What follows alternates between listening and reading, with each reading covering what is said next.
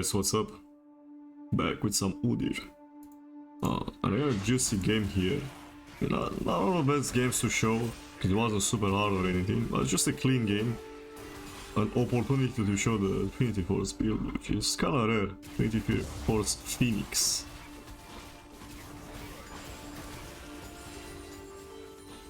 Really situational build rather. To just do basically explain why I think it's good this game, because Demonic and our Awaken is quite difficult to use reliably against their team, right? They have Sona that can speed people up, especially if you go Shrelia, even if she goes Moonstone. She just neutralizes my R, poke and zone way too much, plus their team is quite mobile. Therefore, it's very easy for them to reposition and get outside of my R. So I will have to be in mid-range with Demonic all the time to deal damage anyway. So if you're gonna be in mid-range, why not go Trinity Force Susanderer in a game like this?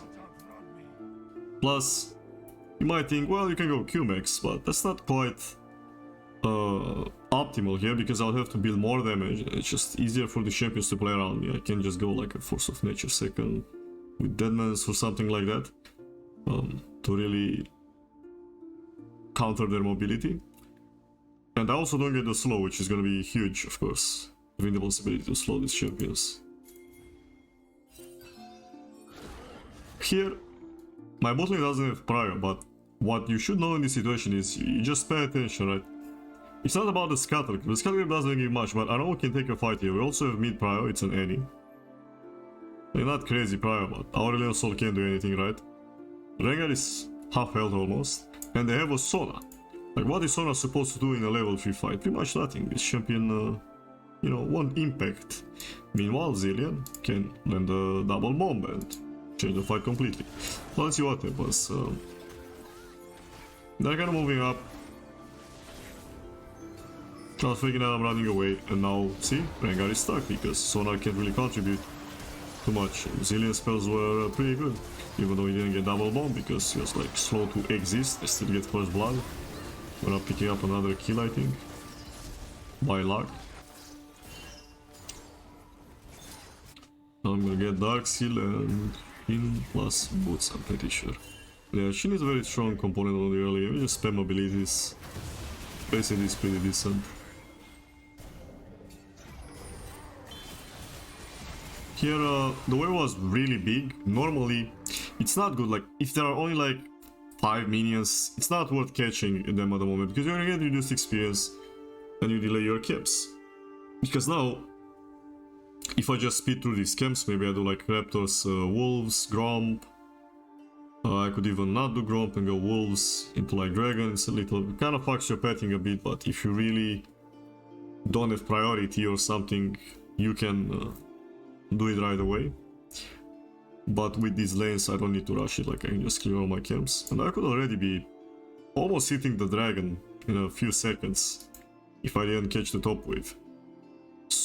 And since Rengar was obviously going to just go for another full clear, then it means that he will not even have time to contest the dragon. He'll just be stuck clearing his camps.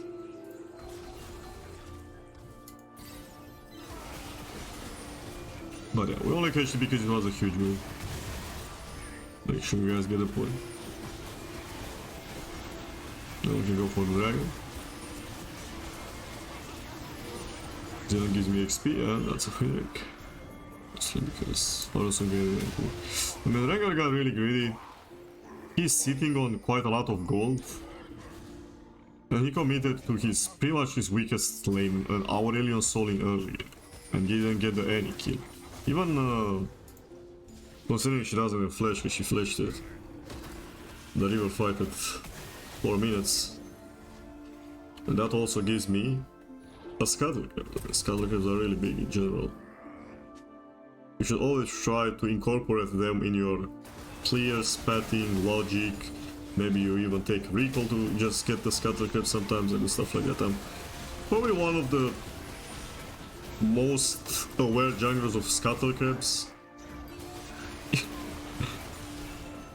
If not the most, really. I don't think anyone takes more Scuttle Crabs than me, because I actually like change my decisions all the time to account for them. especially with the timer from Professor, it's quite easy. You see the exact timer. Now we just do a little taxing, a little full clearing. I play Cell, we get some plates. And yeah, this is a classic, by the way. This is a classic. If you guys never experienced the classic, Gragas is like, oh, Udyr is mid lane. What the fuck? How can he gank me? And then you just go through this way and he's like, oh, I have flash, I have phase rush, I'm safe. He doesn't have phase rush now, so it's a cooldown. He's playing super aggressive. He's like, ah, I'll just start Udyr away or some shit. And then he's dead.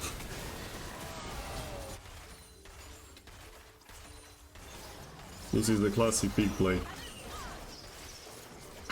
As you can see, this game is not very hard, even though my lanes weren't doing amazing or anything early. I kinda just end up snowballing them with like 2 skirmishes.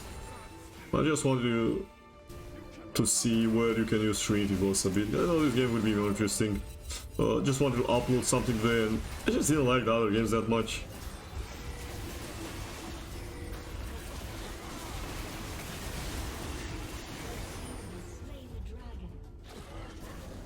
Now I'm going for Swifties. Pretty decent here, they got a bunch of flows. You don't really have other good options.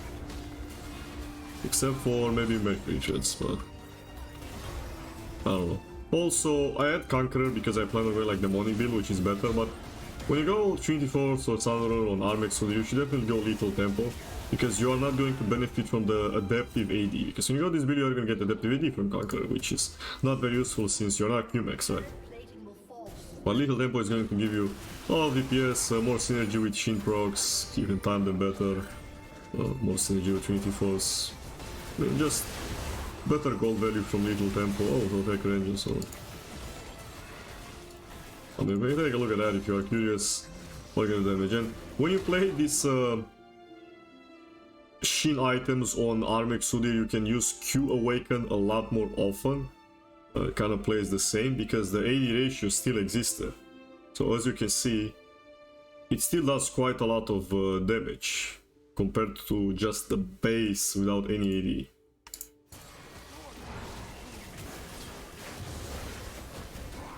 We kind of one-shot the Rengar. He does have some HP from Sun.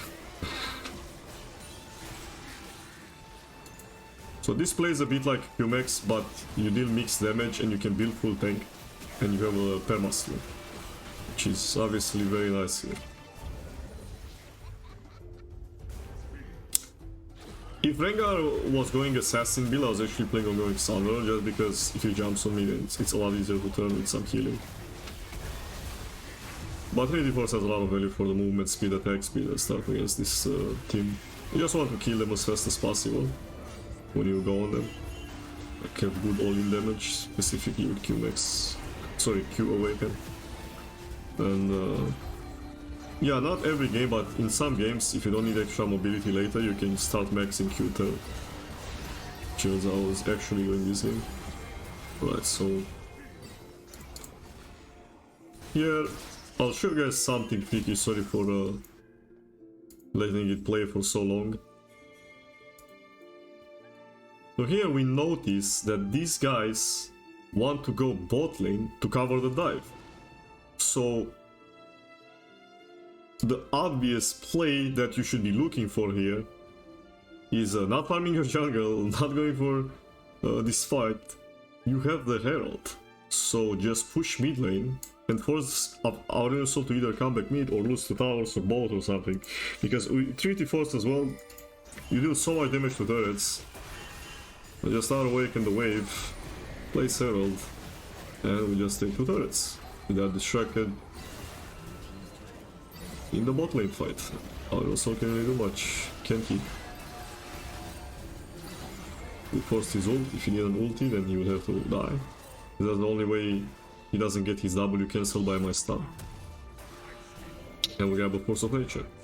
The AD threats are not very strong, so Force of Nature just has a shit ton of value here. Of course, even there does quite a lot of magic damage. And the next item, I chose to go for a Tornel because we got Thunder, Sona, whatever. It's not crazy good to go Tornel here, it's just like okay. You can go Frozen Heart, you can go Dead Mess, doesn't really matter.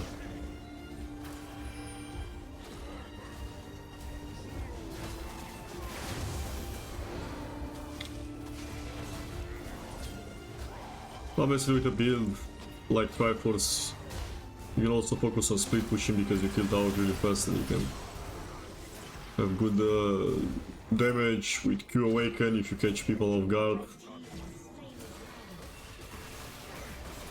Even as the first item, obviously Demonic Embrace gives you a lot of clear speed, but so does Trinity. Because like you clear camps very fast with this item. It's often, depending on the situation of course, a stronger item at one item spike than Demonic is.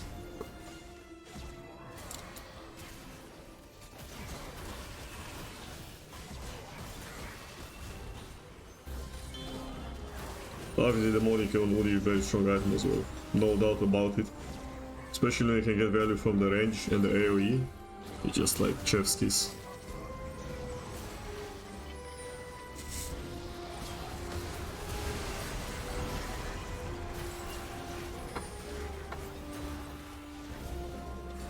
This is my Smurf account by the way, I don't know, it's like 400 LP something, maybe we'll get into Grandmaster soon. I'm fucking around too much on it, I don't really like the jungle right now anyway.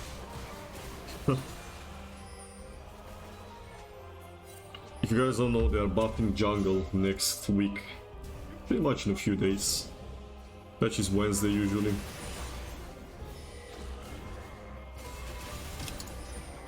Adding gold, bringing back the possibility to counter jungle and farm enemy camps, so it's gonna be quite a lot better to play.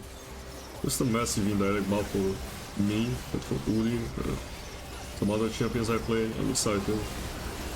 We'll bring some more champion diversity on this channel, because I'm more of playing only Udyr.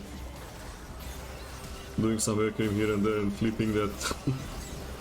I actually get away with it. I'd rather turn Zay, but it's quite pointless. We could have lost better than 1k gold shot on my Dark Stakes here. Not a very good idea to fight. They just got destroyed by Aurelius, so we didn't have any in the fight. We got close to finishing the Baron before Rengar collapses, which is quite a bit sad, but what can you do?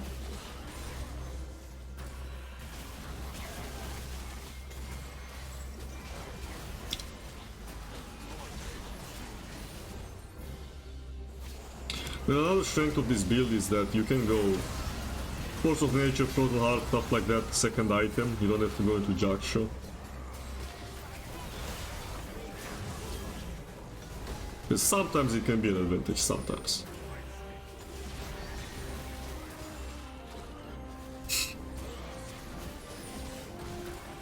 But yeah, you can definitely take a few things from this game if you sit and analyze this game with how I was patting, CSing, picking up waves, because I picked up a lot of waves. Like loyal my CS, it's over 10 a minute.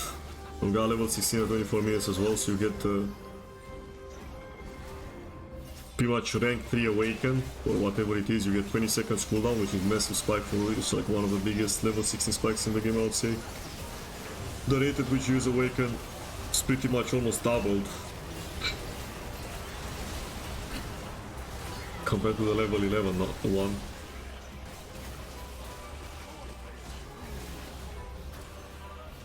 You become really unbearable. Yeah, I'm gonna grab Magi, I'm gonna go Gargoyle last to stack my resists. I recommend going with Zolb if possible with build like this. This game was already wall walking, I just thought it's gonna be a lot of value to skirmish early and take objectives. Have some extra mobility later on. But definitely, if possible, you should go with Zolb because you already get some movement speed from Trinity Pulse anyway. Just want to be a bit tankier.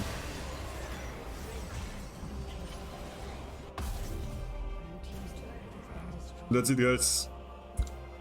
Hope you enjoyed this one, and if you want to see certain builds or tutorials or champions, or maybe you want to see what I would do in some games in your MMR, gold, flat, whatever, just let me know. Thanks for watching, peace.